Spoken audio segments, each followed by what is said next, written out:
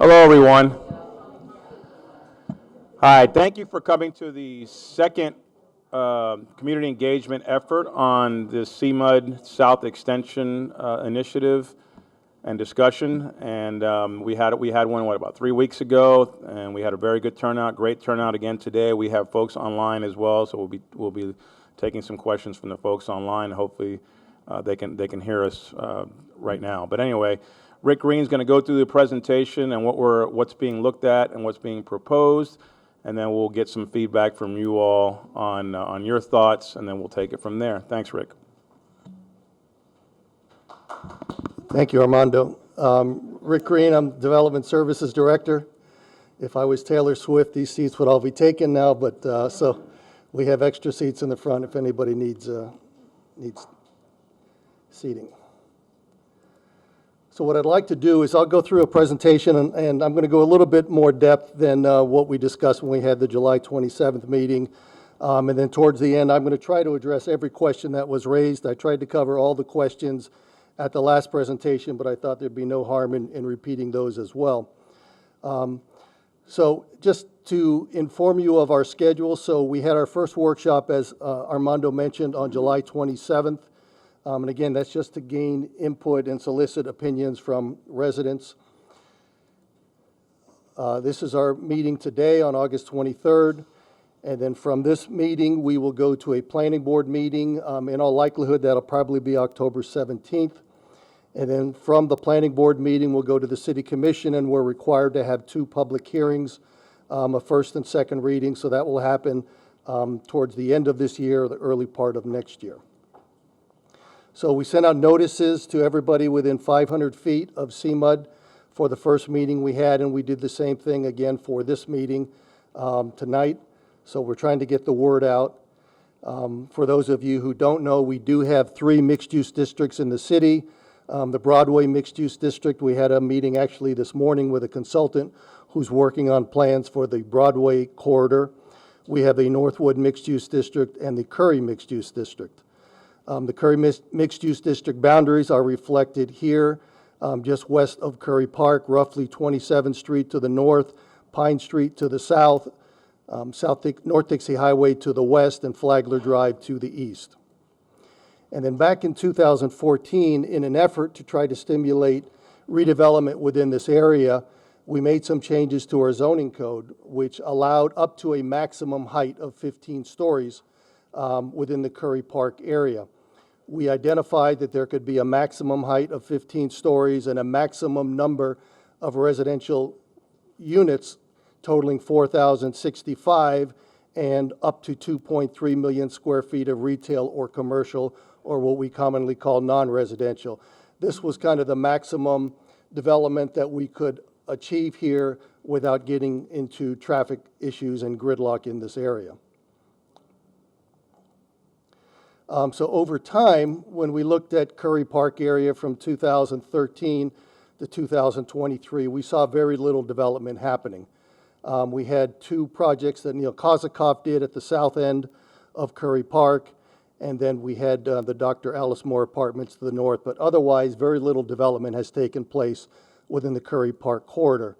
So we went back and revisited the entire corridor back in 2021, and we made some amendments to our zoning code, which was a code that was laden with incentives that would benefit the residents and the area in and around Curry Park. So we identified 4 districts. We had an edge district to the very north, allowing up to 60 feet in height, a transition district that allowed up to 163 total feet in height, a Core 2 area that allowed up to 202 feet in height, a Core 1, reflected in the yellow, allowing up to 306 feet in height, and then a Core 1A, which allows up to 350 feet in height. And if you look here to the left, you'll see that we have a base height in all 3 of the core districts that allows a maximum of 111 feet. So the way the developer achieves this greater height, whether it's the 202 in the Core 2, whether it's the 306 in the Core 1, or the 350, is there are a series of incentives you see outlined here in the right that a developer would have to achieve in order to get the additional height. So the expectation is if the developer is going to get more height, he has to give something back to the city. So just as an example, let's assume this is a building, and this is not one that's proposed in the area, but I'm using this as an example. Under the Core 1, they can do 306 feet in height for this building, which would be roughly a 23-story building. So they would start with a base height. This is what's permitted by code right off the bat, 111 feet. And if they were to do workforce housing is typically described as units that are between 60 and 120% of area median income for teachers, firefighters, et cetera. If they did 10% of their total number of units, if it was a residential project, they would get 75 additional feet in height. If they did a grocery store, that is 15,000 square feet, they would get an additional 100 feet in height.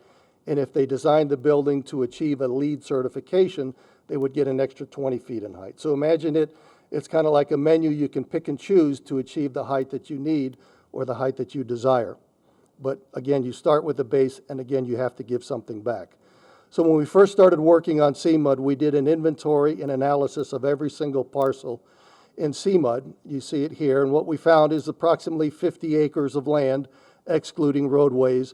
There's currently about 146,000 square feet of non-residential and just under 1,200 total units. That 1,200 includes the Olara project, which has not begun yet. It's underway actually right now, and the Parkland project, which is nearing completion. So currently we have 3 projects in the mix. We have the Olara development that I mentioned was approved as part of the Curry Mixed Use District. This is 2 towers totaling 479 units.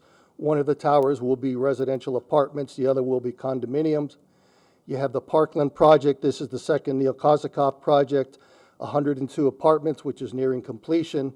And then we have a third project that's going through the review process now. It has not gone to the planning board. And this is a Jeff Green development consisting of 2 towers and a total of 152 units.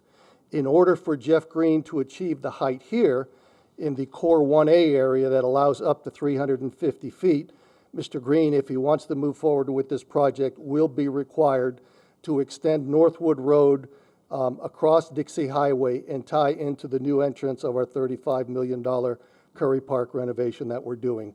That's the only way that he can achieve this height. That cost is about $6 million. He's got a draft agreement that he's reviewing now, so if he wants to move forward, he's going to be responsible for paying for that extension.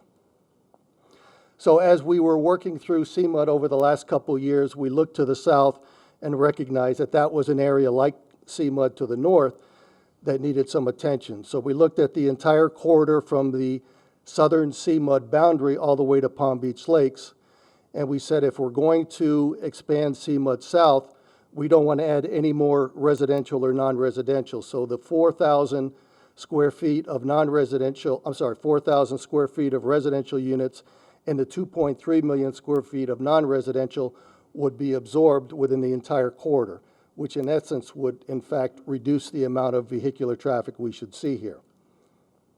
The CMUD South properties are largely undeveloped. Our primary interest is along the Dixie Highway corridor and all the properties east of there. So that's why we started looking at this. But let me make it very clear. There are 5 really steps in this entire process. Some of them are interrelated, but they are 5 distinct steps. So the first one are the amendments that we did to the CMUD district back in 2021.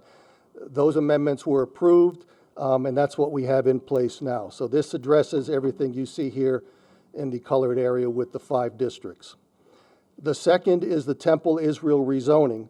So they are seeking a rezoning of the property that is designated as Core 2, and they are seeking a rezoning to Core 1.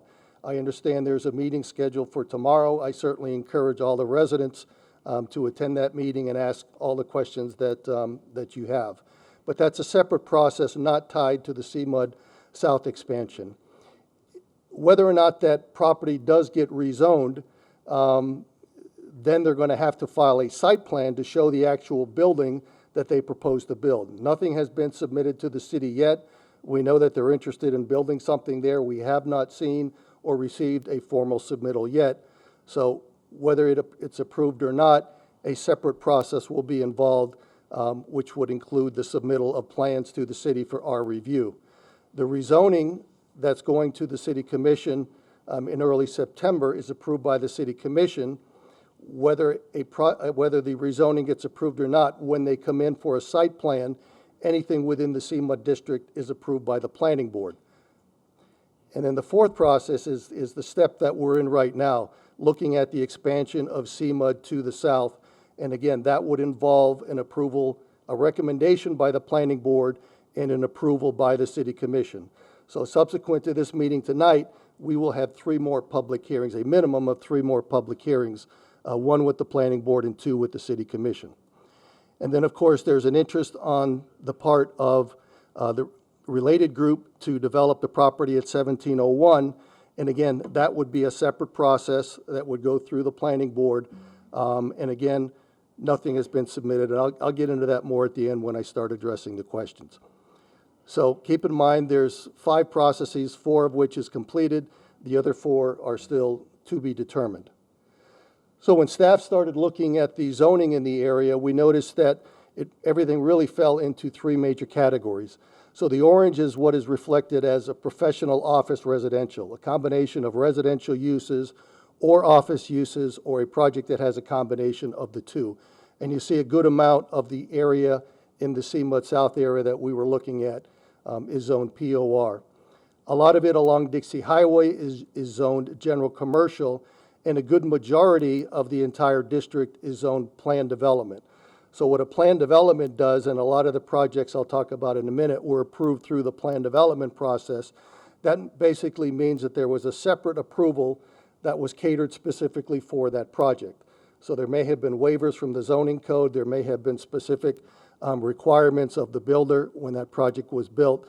So when you look at the planned developments that were approved for the PDs, what we call south of the existing CMUD area, you'll see that these go back to actually Good Sam 1986.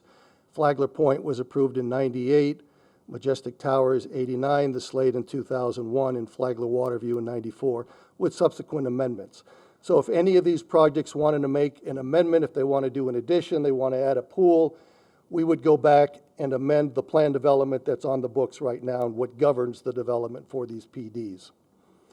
So when you start locating these, of course, you got Flagler Point to the north, you got Villa del Lago and Majestic Tower a little bit south, you've got the Slade, Flagler Waterview, and then, of course, Good Samaritan Hospital. You'll see that these are all fairly compact, again, regulated. So when we started to refine the area we wanted to look at, we thought it didn't make sense to include the existing planned developments within the CMUD South expansion because they're already regulated by the planned development. The one exception, of course, is Flagler Point because that bridges, if you will, the gap between CMUD to the north and CMUD South to the south. But by the same token, any changes or regulations affecting this property is still regulated by the planned development. So we're excluding all of this area in the blue, and this is what we started to focus on as part of the CMUD South expansion. So like we did with CMUD, we analyzed all of the parcels individually. We looked at acreage, we looked at the mix within that area, and then what we determined was that there's approximately 17 acres to the south, so about a third of what's in CMUD to the north, 24 total parcels, 113 square feet of non-residential, and 537 existing residential units, most of which, of course, are the 400 in Flagler Point, which I presume are a lot of the residents here. So in summary, when you look at both CMUD and CMUD South, again, based on the language we have in our comprehensive plan, we can build a total of 4,000 residential units, 2.3 million square feet of non-residential, including Olara and Parkland, which are under construction. You've got less than 1,200 units in CMUD and 146,000 square feet of non-residential. When you look at the potential of CMUD South, you've got today 537 residential units and 113 square feet of non-residential, which means that there's approximately 2,340 residential units left within that maximum capacity, so about 57% of capacity, and still over 2 million square feet of non-residential. That certainly does not mean that all of that will be built, but that is the maximum threshold that remains based on the square footages we have approved now in our comprehensive plan. Further kind of elaborate, the capacity is based on traffic. Correct. Correct. So it's a threshold analysis that we do. We're doing something very similar to the Jefferson Terminal District, which is just south of our downtown. So we do an analysis and look at different phases of development. And when it gets to a point that all of the roads start to fail, we have what we call levels of service. They go from A to F. F is when you're having to wait 2 traffic cycles to go through an intersection. But if an intersection or an entire roadway link fails, we never want to get to that level of congestion. So this is the traffic volumes, if you will, that could be built in order for the roadways to not fail. Having said that, anytime a development comes in, they also have to do what we call a site-specific traffic study for each individual development. So we're looking at the roadways in and around that development to make sure that everything still functions properly. And I'll talk about that more in a minute. So this is just, again, another aerial view from a different perspective, looking at some of the building heights. You've got Flagler Point. You've got some of the planned developments that I referenced that will not be included in the CMUD South expansion. You see the boundary here in the green. To the north, again, the discussion tomorrow night is with regard to the Temple Israel site, looking to increase another 100 feet in height. And then, of course, the related group is looking for a Core 1 designation on the property for the Ritz-Carlton here. And then we've got the transition district that we're suggesting 163 feet height in an effort to redevelop those properties along Dixie Highway. So when we adopted the CMUD district, these are the incentives that were put in place. Again, there's a lot more detail, but I wanted to try to commit everything to a single slide. So you see that we had the Northwood Road extension that I mentioned. We have a workforce housing incentive, so the more workforce housing you provide, the more height you get. And please don't associate workforce housing with affordable housing. It's different. What we're trying to do is provide housing that is more affordable downtown. The rents downtown have gone through the roof. So this is a means of what we're trying to do citywide in an effort to promote workforce housing and make housing more affordable for our residents. Again, we had an incentive for Curry Park improvements. If they built a grocery store, additional height was given. If a developer was willing to provide parking in their project that would serve the newly expanded Curry Park and the improvements there. We have a series of mobility options, which involve things like providing a shuttle to the Curry mixed-use area, other enhancements. Again, LEED certification is the design of the building to make it more energy efficient, and then providing more additional open park space. So as we move into CMUD South, a couple of these we didn't think made sense to continue to include for the southern area of the CMUD South expansion, namely the Northwood Road extension, because that really applies to these 3 parcels in purple. Again, they cannot achieve that height unless this roadway is built.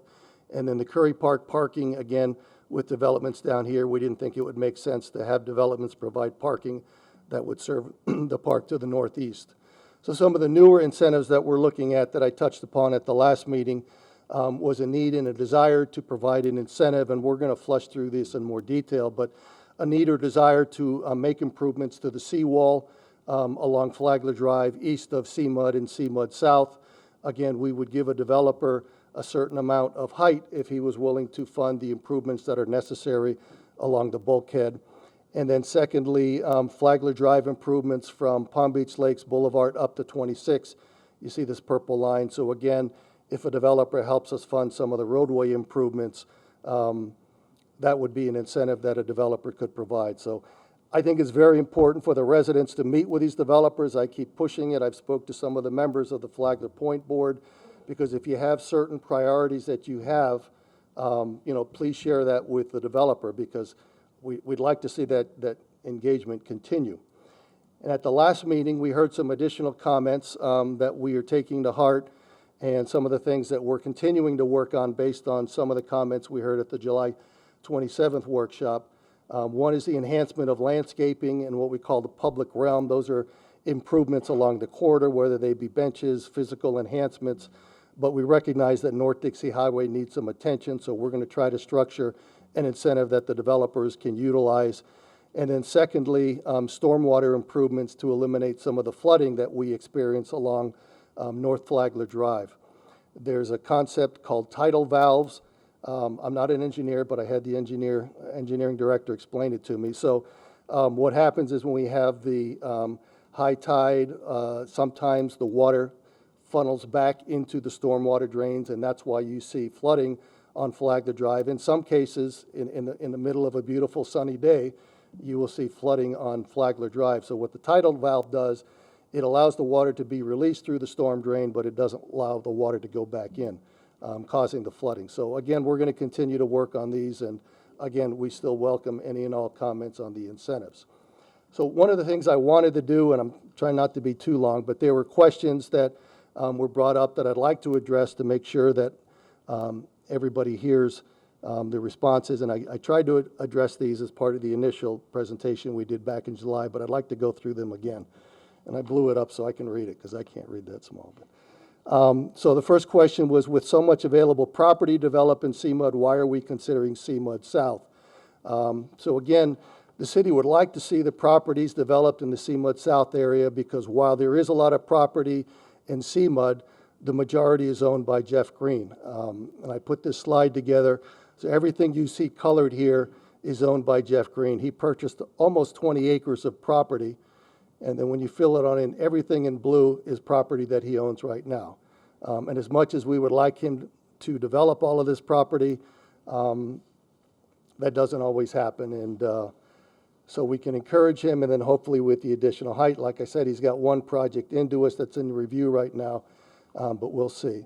And then if you look at some of the projects that we don't anticipate are going to change, La Fontana and Portofino, and then the four other projects that are either under construction or approved and moving forward, again, you don't see a whole lot of land left. So we'd like to try to stimulate some of the development further to the south, particularly along North Dixie Highway. The second question is, how can we look at CMUD South when there's no final decision on the 1901 Temple property?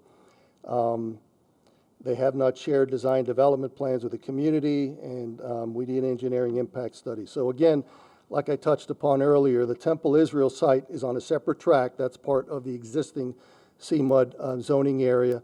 It's not tied to the CMUD South expansion. They are going to be going to the City Commission on September 5th for the first hearing. So we'll know more about that shortly.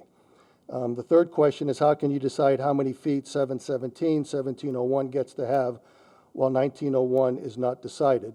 And again, as I mentioned, we're going to the City Commission on September 5th. The CMUD expansion, based on the schedule I showed earlier, is probably not going to be until December, January of next year at the earliest. So we'll hopefully have some indication by that point. Question number 4 asked, isn't a single address exception the same as spot zoning? The answer is no. This is not a spot zoning case. All of this area is currently zoned mixed use, MXD. So if this, for instance, was all residential, let's say this was zoned single-family 7 and only allowed residential uses, if we were to identify one parcel in the middle of that residential neighborhood, change that to a commercial, that would be spot zoning. So this doesn't rise to that level. The issue really is one discussing the various heights that some of these projects are looking for. Question number 5, what are the incentives being offered by 1901 and 717? And again, we have not received site plans yet. They cannot move forward with the additional height until if and when the zoning is approved. So again, it's a separate track they'll go on. So if the zoning is approved and if they come in with a residential development, that will, at that point, they will have to identify what incentives they are using in order to move forward with their plan.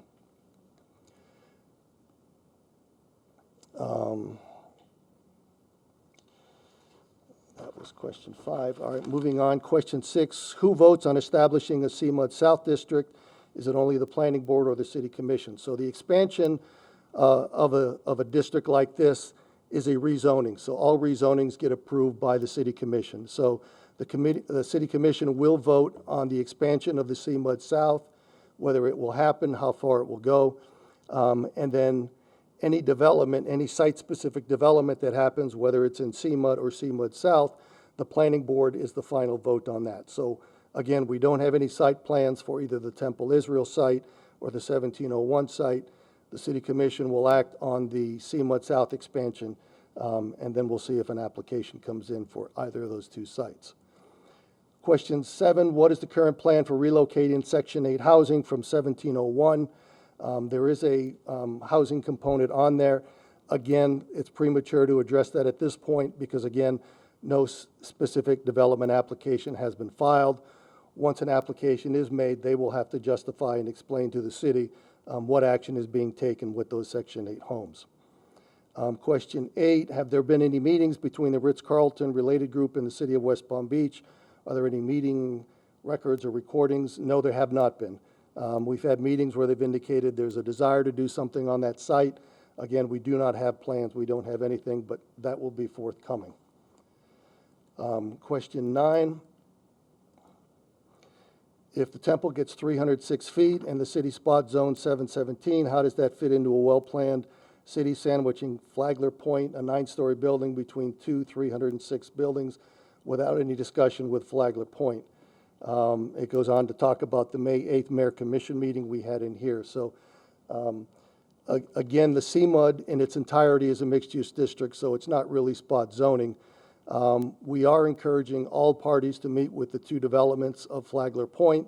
As I'll touch upon later, the workshop discussion we had here was to get some preliminary direction from the mayor and city commission. We brought the issue up about the height on either side of Flagler Point. That was an issue we raised with the commission. But again, nothing is official till we go through the planning process. We have the public hearings. So again, I encourage everybody to meet with the applicants who are seeking the additional height, have discussions with them, and then certainly make your voices heard with the city commissioners. Question 10. Announcing letters of opposition for and against. Why do you not say how many people are for or against? What is the process for collecting comment cards? And again, the general comment I'll make with any application really is anyone is allowed to comment through the public hearing process. It's not relegated to just the people within the district. It could be people outside the city. It could be people from anywhere. If you have an opinion, the city will listen to you. But keep in mind that with any rezoning, with any site-specific project that comes in, there are standards embedded in the zoning code that we have to follow.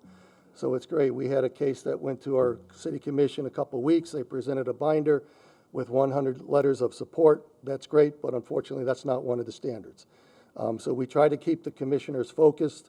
If it's a rezoning standard, there's language in the code that you have to follow and address those standards, and that's what staff will do as we present the case and bring it forward.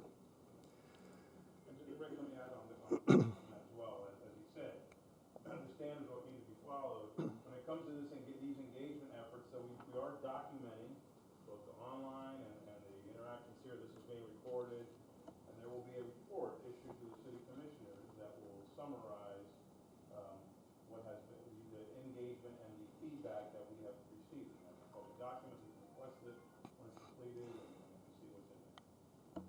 And that's kind of tied to the, we received 2 comments from Joanna Elm, not to put her on the spot, but making a similar point. And again, I'll just mention that, you know, again, as I mentioned earlier, the workshops are not binding. They're intended to provide direction.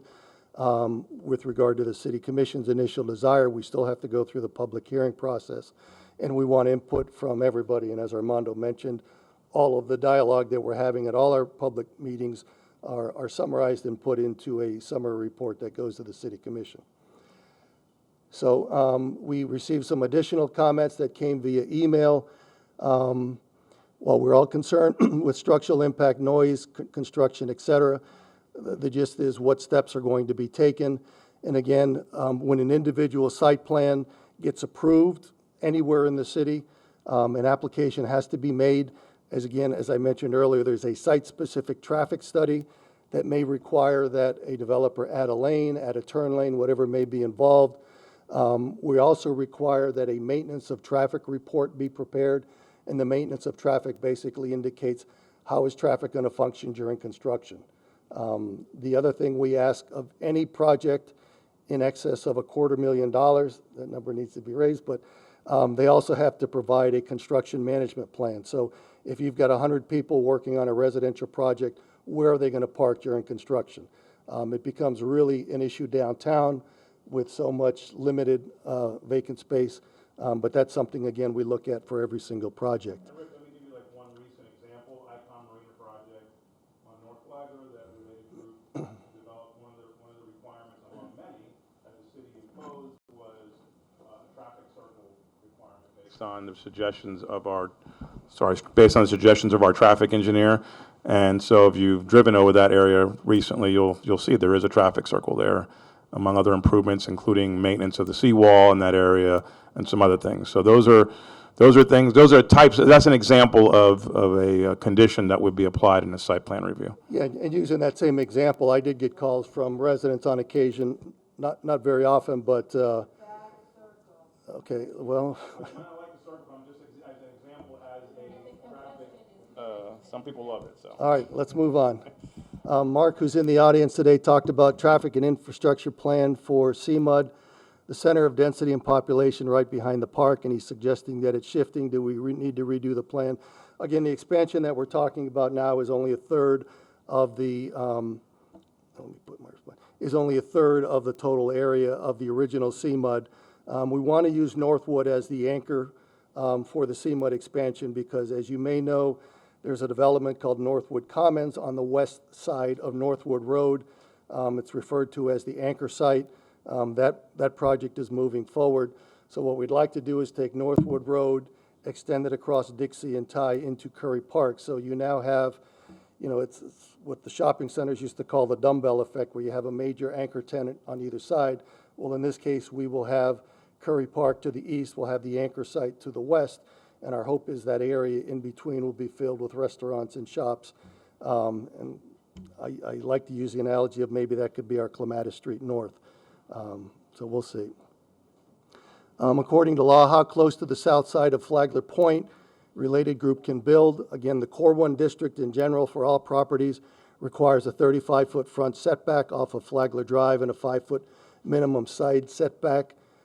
Doing a rough takeoff, I saw Flagler Point appears to be about 36 feet off the side property line. But again, when a formal application gets submitted, we're going to go through a very similar process we're going through here and have review by planning board on all of these ideas. The mayor told the planning department at the May 8th workshop, so we kind of touched upon this before. Again, there was a May 8th workshop where we got initial feedback from the city commission. And again, I'll just stress that no change is made effective until we go through the public hearing process and the city commission takes formal action. Charity was nice enough to identify a website. If you have any further questions, you can feel free to send anything to myself. Dodie Glass is our assistant director. Linda Louie is going to be working on the project with us, newly promoted principal planner. Congratulations. Alex Hansen is our comprehensive planner. So either one of us can receive email or send it to this address. So lastly, as I wrap up, because I'm losing my voice, just city expectations. Again, I can't stress enough that we're going to continue to have public input through the planning board and city commission process. Related group and the Flagler Point residents should have a community meeting. I've shared that with both parties, so as we move through this process, I certainly encourage you to have those meetings. Temple Israel, while it's not really part of the discussion today, again, there's a meeting tomorrow. I encourage residents to go to that meeting and ask any and all questions. Again, no formal application has been submitted yet.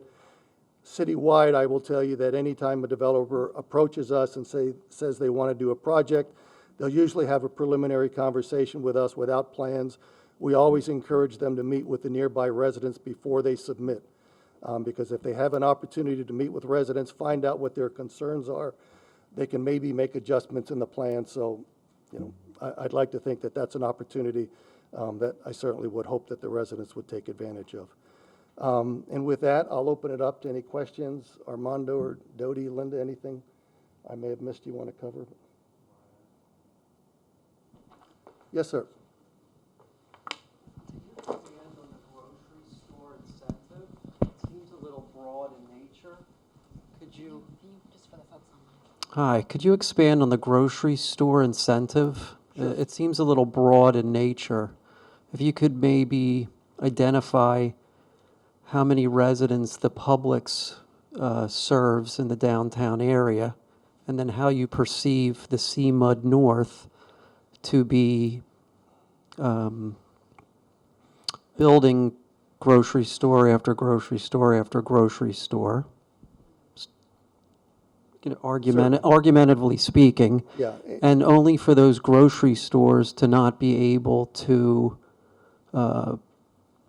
earn a profit or to be able to survive long term. And as you know, grocery stores have a very low margin of profit. So what would prevent you and I from building 5, 6, 7, 8 grocery stores in the north just to obtain our height, only for those grocery stores to fail later on, and then their intended use would be shifted or then changed? Thank you. Okay, certainly. I certainly don't profess to be a grocery store expert, but certainly we have a lot of experience in our city with grocery stores. So we basically had two incentives. There was a 15,000 square foot grocery store incentive and a 30,000 square foot. The 30,000 would typically be your Publix. And if you're familiar with Joseph's Market and some of those, that would be on the other extreme. That would be the smaller side. So, the shops at the press at Belvedere and Dixie, the old Palm Beach Post newspaper site, they have a Joseph's Market going in there. That's the smaller variety. I know there's discussion on the part of Related to expand the size of the Publix here downtown. So at some point, probably next year, they may submit a plan to us that will talk about the demolition of the existing Publix and building something a little bit larger, because that Publix downtown is pretty small in size. We have experience with the 8111 South Dixie site. That is a site at the very south end of the city, south of Forest Hill, as you come into the city. There was a developer there that's going to be building that project. Originally had 4 grocery stores interested, and all 4 have indicated, because of what's happening on the national economy, they're not going to move forward at this time. So just because we offer the incentive doesn't mean that everybody's going to take advantage of it. You have to go to the grocery store, whether it's Publix, whether it's Winn-Dixie, Whole Foods, whatever it might be, and there has to be a market. So some of these incentives, like the grocery store, my suspicion is there'll be one built, and then that'll pretty much saturate the market. Yeah, it's not like Jeff Green or developer come in and say, we're just gonna, plop in a building and call it a grocery store. I mean, they have to have Yep. an actual grocery store operator sign an agreement, and the grocery store operators in that business to lose money. They are very conservative when it comes to market analysis. You're not gonna have 5 grocery stores or even 2 in that area. But we do think that there is a market for at least a smaller grocery store. Publix has approached us in the past and expressed some interest, but at the end of the day, they are counting rooftops. So the more rooftops that are in place, the more likelihood is that there'll be a grocery store built. Just as it relates to that, liability. I just want to ask about the parking that goes with the units. Yeah, I think we had. have anybody back here first? Just want to make sure we're not skipping. While you were still on the subject of the grocery store, I was just curious, there's loading docks, there's Sure. parking and all that, that's all All that accounted goes into for? consideration, when we look at a site plan. How the trucks come in, how they're accessed, we need to make sure there's sufficient parking. There are standards that are in place in our zoning code now that we utilize, so we'll continue to do that. But Hold on, we're gonna, if we can take.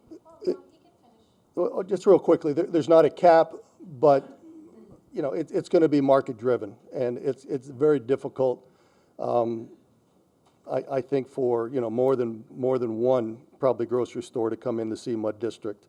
But it's going to be market-driven. Certainly, if a third one talks to us about coming in, we probably would ask for an economic market study to show that it would be viable, because the last thing we want, and to Armando's point, a developer's not going to build one just to get the height. There are many other things, because the last thing a developer wants is an empty grocery store as part of his project. Hi, how are you? Good, thank you. On this subject as well, with regards to incentives, I just want to understand a little better, if you could make it clearer for me.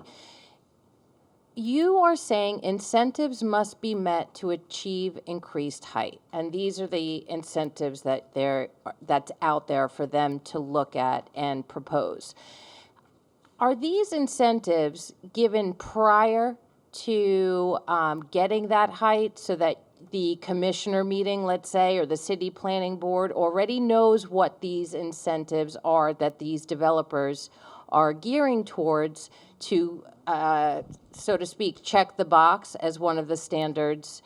And also, with regards to those incentives, are they done concurrently at the same time as the construction is being done? Are they worked on prior to the development, or are we getting ourselves geared up to what's going to be happening in the area if in fact we do end up as a Flagler Point resident with 2 306 feet buildings to my right and my left? Okay, good question. I will say that all of the incentives you see on the left hand of the screen, when we adopted CMUD, they are codified. So you can go online to the city's website, go to Development Services, our department, go to Planning. You'll see a link to our zoning code, and if you go to 94-215, that's the Curry Mixed Use District regulations. Those will spell out all the incentives, what has to happen. So they are codified. They are in place right now. Nothing has been done. I haven't seen anything Well, that's been Olara, going on. as an example, when Olara came in, they said, we're going to choose incentive A, incentive C, incentive F, to get from 111 feet to the 306 feet they're proposed now. So the developer will have to explain to us when they come in with the individual site plan what incentives they want to utilize. And we would fully expect that that would be done commensurate with the construction of their building. That would be a condition that we would impose on the project when it gets approved. So additionally, we're going to be in a construction zone on top for a development site and the incentives. I'm just trying to understand what my environment is going to look like based on all of these things that and could be again- happening at the same time. Yeah, and again, we have not gotten into that level of detail. But you have experience in Yeah, the but city, that you, what in your experience, because this is not the first time you've had these kind of buildings built. What I was going to suggest is that if you are able to meet with the developers, not to Right. put them on the spot, but ask them, what incentives are you contemplating? Okay. If we had our preference, we would love to see workforce housing. We recognize that that is a citywide issue. Housing prices have gone through the roof. We would love to see a workforce housing component. But again, we can't force a developer to do that. Since you're talking workforce housing, and I have the mic, what are we talking? What is it? What exactly does that mean? If you're not saying it's Yes. So in essence, Jennifer, it's why don't really, you let everybody know who you are? So. I'm Jennifer Ferriel, Director of Housing and Community Development for the City of West Palm Beach. And so when we incentivize workforce housing, in essence, we're just saying that we are providing affordable rents to individuals who are at a certain income level. Generally speaking, a workforce housing project is anywhere between 80, maybe sometimes 60, and 100% of the area median income. So what does that mean? Generally, somebody making anywhere between 50 and $20,000, depending on the household size. So it's really targeting the folks that are, work in this building at City Hall, the nurses, the firefighters, those essential folks that are pretty much working in the businesses that are running our city. So those folks don't have the ability to live in this area just because the cost of housing is so expensive. So generally what happens is that developers will set aside a certain percentage of the units in a building in that, correct. Yeah, we have three provisions. You can provide it in the building. 20%. You could do a second project Yeah. off-site in close proximity, or you can contribute to a housing fund that goes towards the construction of workforce units. Did you get that? No, we have a defined area. It's got to be within close proximity to CMUD. Yeah. All right. So the gentleman had his hand, so make sure we put our hands up. I think you had a question, then over here, then here. No, but he had it from before, yeah. Sorry. Thanks, Jennifer. Hey, Rick, I know that you guys know where I stand on CMUD and CMUD South and that kind of thing. But in this case, my opinion doesn't really matter, because what I want to talk about tonight is I think the definition of the CMUD boundary has been applied inconsistently, and maybe subjectively you could say unequally, but and maybe that's my subjective thing. In your presentation tonight, and also in the presentation on 727, you highlighted that there's 4 planned developments down in the CMUD South: the Slade, the Villa del Lago Towers, Flagler Waterview, and Flagler Point. And in that presentation, you said there's no sense in rezoning the properties that are already approved as planned developments, because that's what governs them. And as such, there's no sense in rezoning planned developments since they already have approvals in place and ordinances adopted. Now, this is the inconsistency and unfair application of the standard. While the CMUD South proposal excludes the 3 planned developments of the Slade, Villa del Largo, and Flagler Waterview, for some reason, a decision has been made to not to exclude the 4th planned development of Flagler Point. Again, Flagler Point is being treated unequally to the other properties in the CMUD area, north or south. You eliminated the transitioning when you approved the temple at the new height, and now once again you're singling out Flagler Point and not excluding them from the CMUD South as you've gone to exclude the other planned developments. Mark, And can I- I can need I- to point out that Yeah, let me interrupt. If there's a desire, because we've had this discussion internally with city staff, we thought it would create more of an uproar if we proposed to rezone the Flagler Point property. But if the Flagler Point property desires to achieve a Core 1 zoning designation, we certainly would not be adverse that's really to not that. the argument. You're saying that the boundary of, you're saying that the boundaries of CMUD exclude planned developments, because planned developments have their own, With the exception of Flagler Point. exactly, and that's the inconsistency that I think is wrong. Yeah, and again, as I mentioned at my earlier discussion, the thought was that we're simply extending it further to the south. Is there any harm? We just go around it? I mean, we could do that. I don't know. It really doesn't make any difference one way or the other. My understanding is that the CMUD areas, north and south, would need to be contiguous, would need to be connected in some form. Not necessarily, no. Because in your discussion just a little bit earlier tonight, you said, well, yeah, Flagler Point's going to be the transition between CMUD North and CMUD South. Well, the transition that you're looking at is a transition from one 300-foot building, and although 1701 has not been approved on the slide tonight and the slide you had on 727, you show 1701 at 306 feet. It sure looks like it's being approved to me. So Like I said, it's not approved until it goes to the city commission. that's not about the city commission. This is about community feedback now. Okay, You've said I hear it's a you. transition. It's not a transition to go from 300 to 100 back to 300. It's not community feedback when you put the slide up there and it has 306 feet for the temple building that doesn't even have an approved zoning right now. Well, There's I no think- zoning, there's no sub-district zoning. I think, Mark, with all due respect, I said 202 to 306 because they're seeking a height from 202 to 306. It's on the That's- slide. It's on the slide. But I'm letting you know that that's the application that is being sought, that's going to the city commission in 2 weeks. No, I'm talking about 1701. On your slide, you have 1701 at 306 feet. I That's mentioned that not was- anywhere near going to the zoning commission. I mentioned that was the request, yes. To whom? There's no, for 18 months, we've been waiting for the Ritz-Carlton application to go to Linda Louie's desk. You know, we keep asking for it. Linda has a string of emails from me saying, have they But you submitted understand, that's not anything going to yet? happen until the discussion on CMUD South occurs with the city commission at the end of this year or early next year. Got it. They cannot submit anything What, seeking they the can't height go to the that they board? desire. They can't just submit a one-off zoning request, like a dock zoning request, a one-off dock zoning request? We wouldn't accept it. In lieu of the fact that Well- we're going through a rezoning now, no. My wife tells me to chill out. So I'll leave it at that. I don't mind, I don't mind. But again, yeah, Thank you. yeah. Thanks, Jennifer. Yeah, good afternoon. My name is Alfonso Castillo, and I like to see the new incentives, but I don't think that is good enough.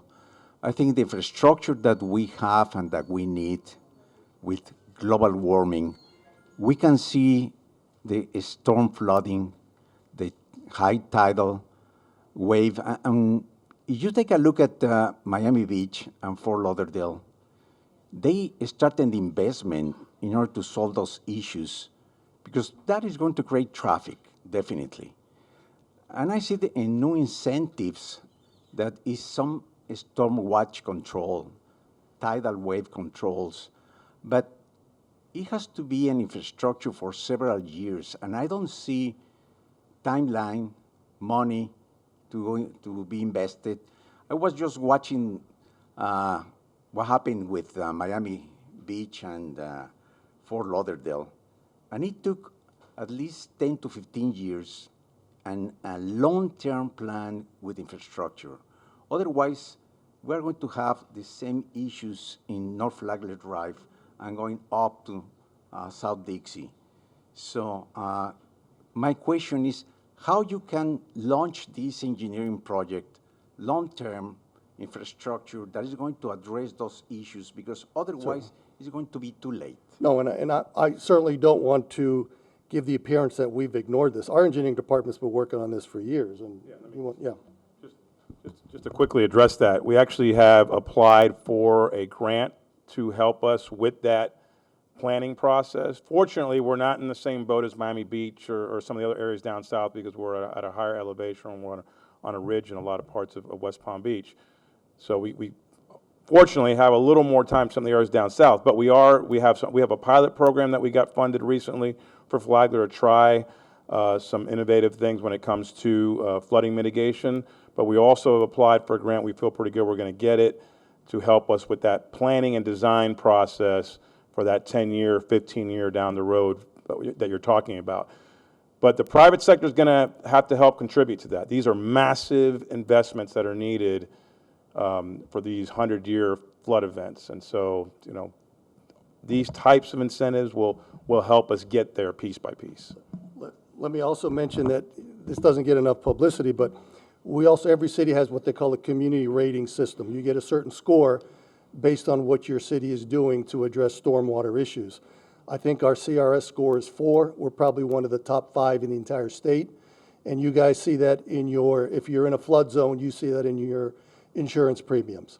So we've been able to decrease that score, I believe, 3 points from 7 to a 4. And again, that's based on all the things that we're doing with flood mitigation and stormwater resources. So if you check, you'll see that we have one of the highest ratings in the entire state. Thank you. Hi. My first question was about workforce housing, and that's been answered. But I travel North Dixie way too often, and it's disgusting. It's zombie land. I mean, do you have a special secret plan to clean up North Dixie? We Or are do you not. just going to clean up the east side of it? Well, we're going to try to do both, but keep in mind that North Dixie Highway is an FDOT road, so it's not under the auspices of the city. Having said that, that doesn't mean we can't work with them. Other segments of the city, like Okeechobee Boulevard, are FDOT roads as well. and we can collaborate with them. So we're working on that right now for Broadway, the Broadway corridor. So we're going to continue, and hopefully with maybe some of the incentives we do here, we'd love to clean up North Dixie because we share your concern.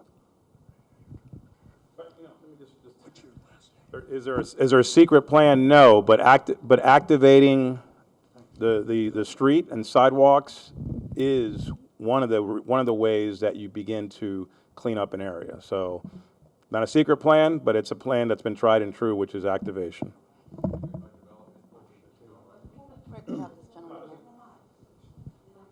It doesn't make it go away, but there's a couple of things. One is you get more resources to help deal with some of the issues, whether it be crime, whether it be homelessness.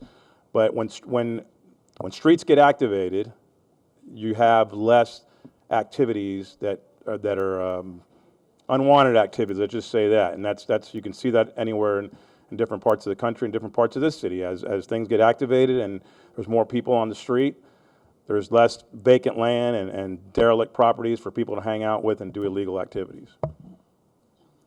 Yeah, I'm a resident at Flagler Point. I haven't been there too long. So this is all kind of new to me. I'm looking at your two proposals, the north and the south. This is just my opinion, what I'm hearing. Flagler Point has no say in any of this. What you're doing for Twin Towers, 300 feet or whatever, you know, how much incentive you put in, fantastic.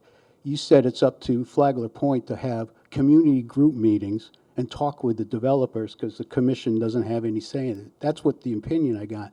Well, the developers are not going to do anything listening to us. They want 305 feet and they're going to put in a grocery store. They're going to do that. My question is, does someone look at what does this do to the overall site there? So having Flagler Point completely surrounded by these twin towers, is that acceptable? You're okay with that? That's part of the discussion that we'll have with the city commission. We had that discussion on May 8th as part of the workshop But is there a discussion. feeling coming out of that? I'm just curious. I'm just curious. But again, I encourage you to have those discussions with the developer. I'm not as close-minded. Come on, as you and thinking I that- both know the developer is not going to do anything. Sir, I don't agree with that. Oh, really? I'm not saying in every case, but I've worked with developers that we've asked them to meet with residential groups.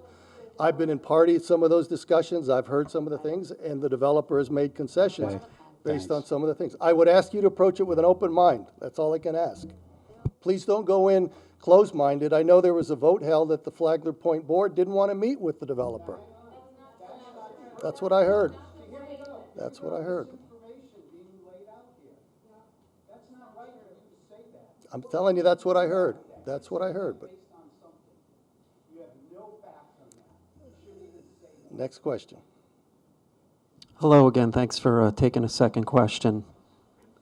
I guess where I'm just missing the development is if you and I were partners and we owned the buildings on each side of Flagler Point, how would you and I get those buildings to 300 feet?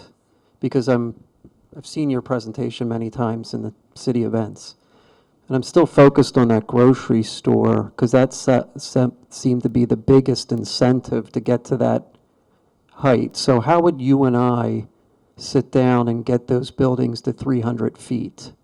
What incentives would you and I be asking for to get that height? Because it's not likely. Is it likely that there would be two Publix on either side of Flagler Point? No, no. So that's what I'm trying to envision where the buildings on either side of Flagler Point will max out based on your incentive outlines.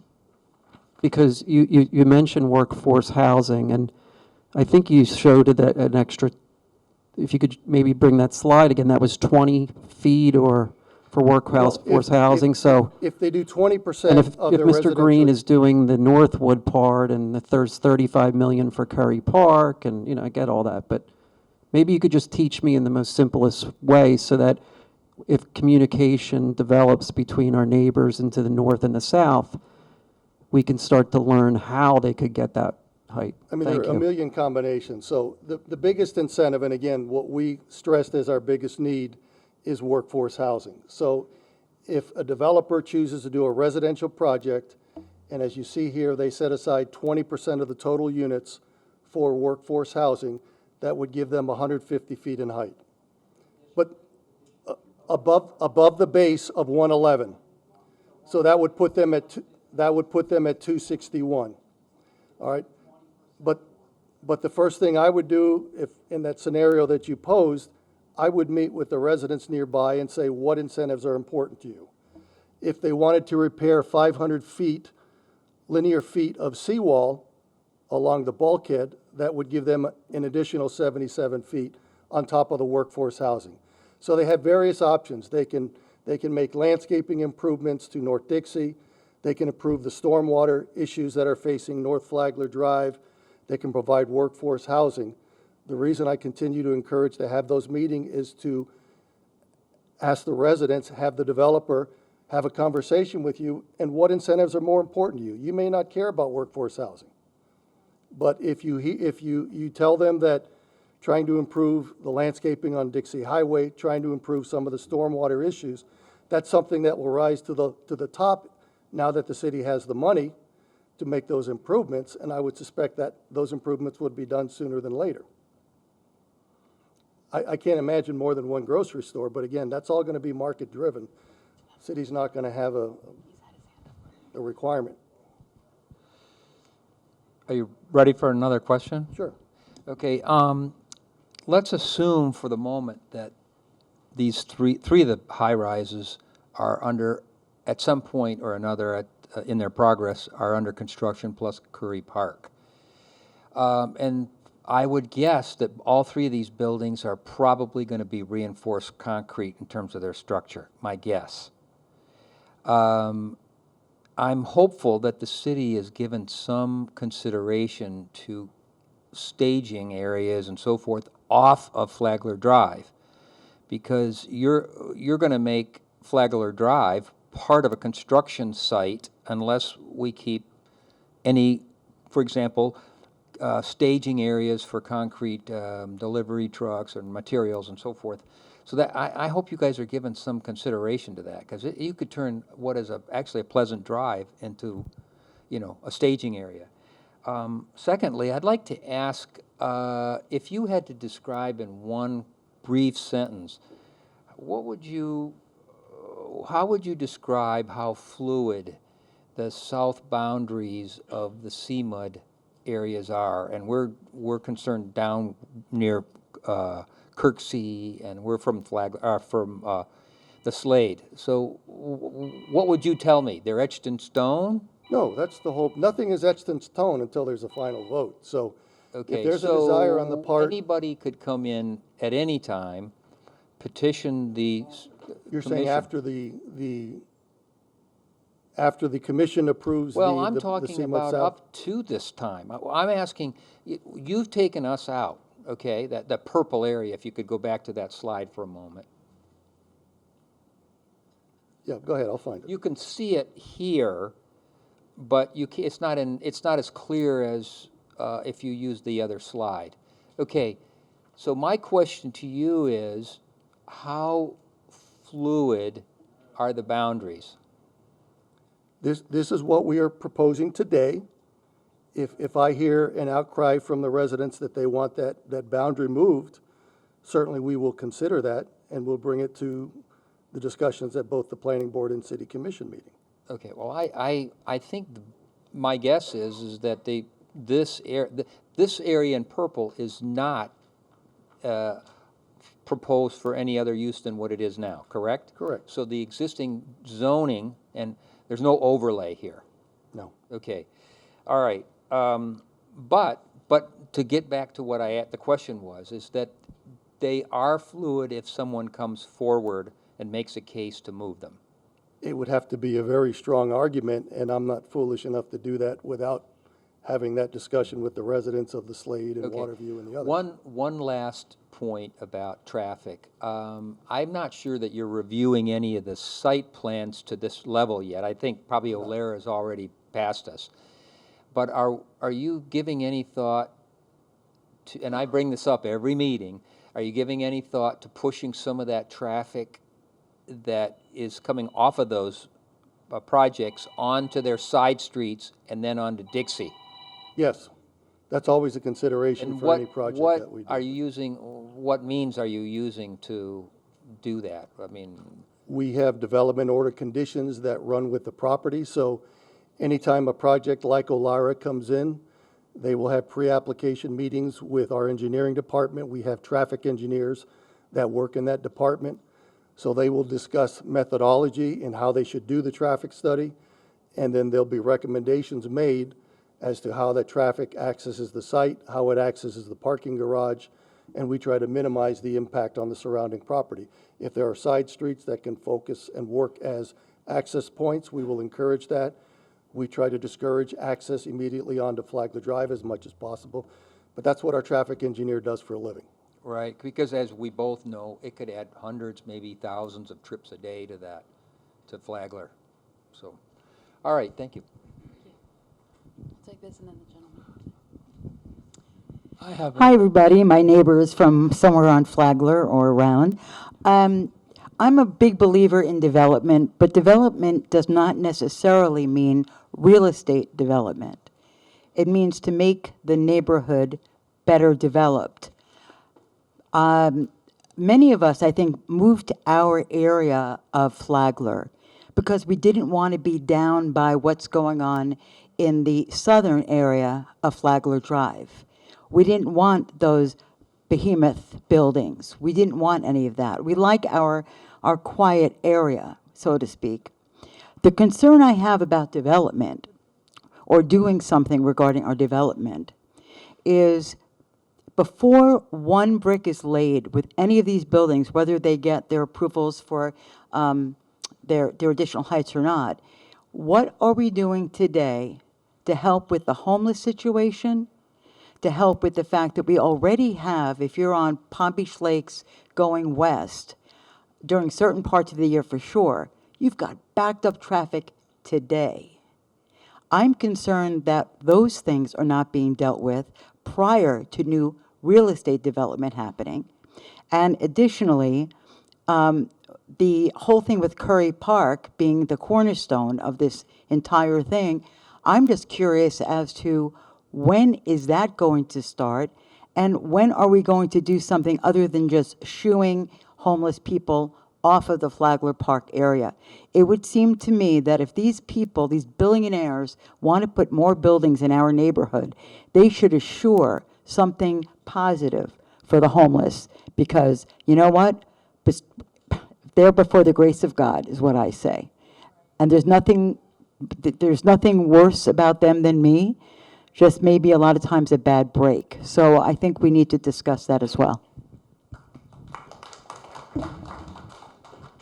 Yeah, that's a loaded question, but again, I'll go back to what Armando kind of touched upon, that it's not a perfect solution. I do know we have 3 people that work in the city simply addressing the homeless population. That is their primary charge, and I'm sure Jennifer knows more, but the key is activation. When you start to activate properties, generally homeless people do not like to be around where there's a lot of activity, where there's a lot of people. We're seeing great strides being taken place right now with the Nora District, which is the area just south of Palm Beach Lakes Boulevard down to 6th Street.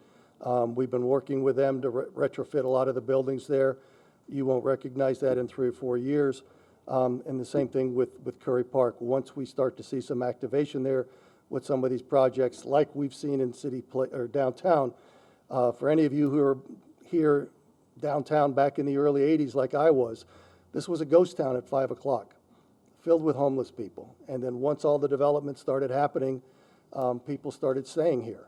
We got 7,734 residential units downtown now, which I never would have dreamed we would have had 30, 40 years ago. But Jennifer, you want to mention anything on the? Right, so there's a lot of, Hold on. right, and the homeless issue is a complicated issue, and it is a loaded question. This is probably not the best time to talk about all the different nuances, but we are very aware, the city and the police department, we have, and the county and various other partners, we are doing the best within the constraints of what we have with the laws and the systems in place. But I'm happy to have that conversation. We are going to have a meeting here in the downtown in the future. I think the Downtown Neighborhood Association is going to have a specific meeting on homelessness, so we can talk about those details. I'm happy to have a side conversation with you or a meeting, whatever you'd like, but we are making strides in that area and in those efforts, so. I'm sorry, what about the issue I brought up regarding Palm Beach Lakes heading west from, especially from Dixie, over the overpass there? It's already an absolute nightmare. And by the way, Clematis already has loads of homeless coming back in there. Yeah, that's a recent phenomenon. That's a whole nother discussion I don't want to get into here. But Palm Beach Lakes is a county-owned road. They are designing plans right now to redo that entire segment that you're referencing, because we're having those discussions with the NORA folks, but that whole bridge is going to be redesigned and rebuilt. So they're a few years away, but Alex, I don't know if there's anything that you know more about that, but other than they're working on plans right now, but Within the next few years, that bridge will be reconstructed completely. But shouldn't that be before we start in with? Well, we, the city, have no control over that. That is a county project. We're coordinating with them, but that is something that is going to happen pretty soon. So we'll take two more questions, a gentleman, and I believe the young lady. So most people in this room are, most people in this room are obviously against the 300-foot buildings. I live in Villa del Lago. I am very, very much pro-development. However, I am very, very pro for our neighborhood, our community, where I've talked to developers, I've talked to people that are involved. I hear a lot of people raise some great questions here about how the developments are going to work, how the construction is going to be. Are we going to have, where are we going to have laydown areas? Where are construction workers going to park? I'm in the construction development business all over the country.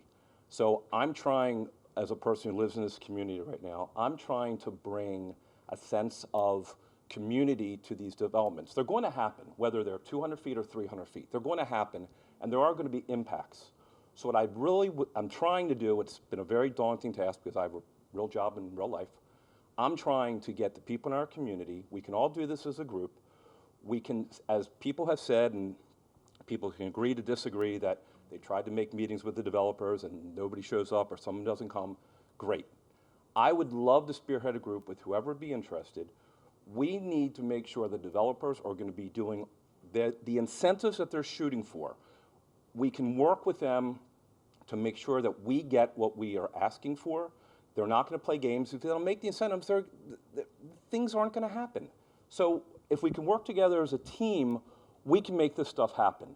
I think that it's very important. I think people, you're trying to understand from Flagler Point, if, the synagogue builds over here and Ritz-Carlton builds over here, I can tell you as an owner at Villa del Lago, I've already talked to the related team of Ritz-Carlton about incentives, things they could do to help my building, the things that we might be able to do.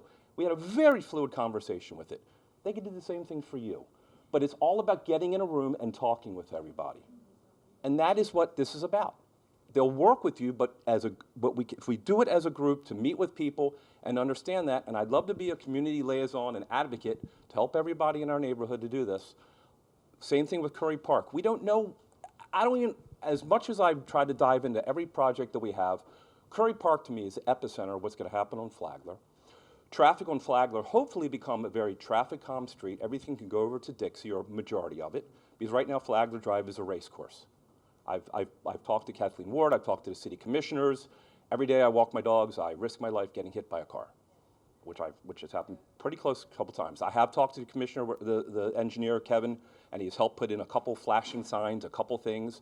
He did do a car count off-season, but the season's going to be here in a couple months, and it's going to get much worse.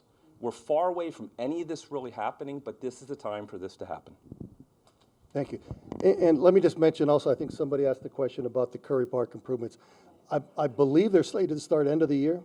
No, they're doing a pushed? procurement. Procurement will start so they can procure Okay. a contractor to do the work, and I think it'll be sometime the beginning of next year.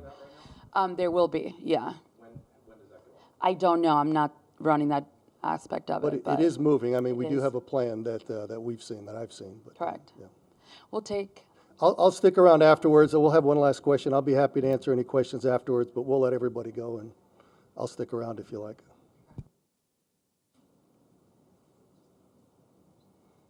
Anybody else? If not, yes.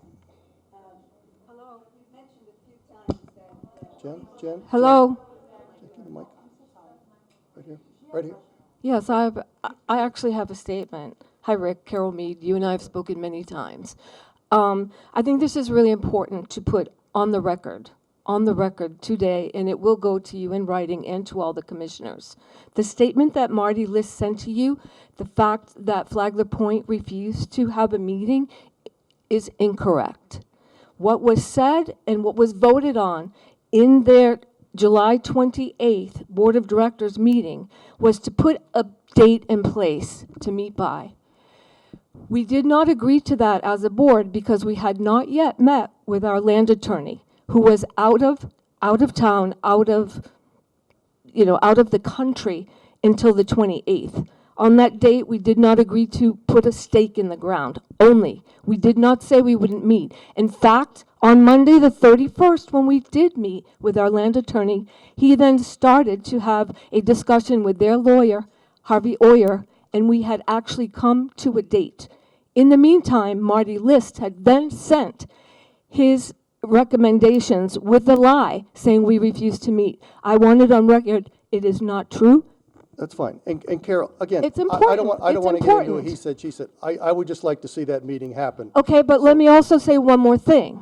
You said to meet with the developers to date, and we have a meeting with them tomorrow, yes, because Marty forced that through without our permission. To date, we have not been introduced to who their developer is. You have said yourself that they haven't sent anything to you.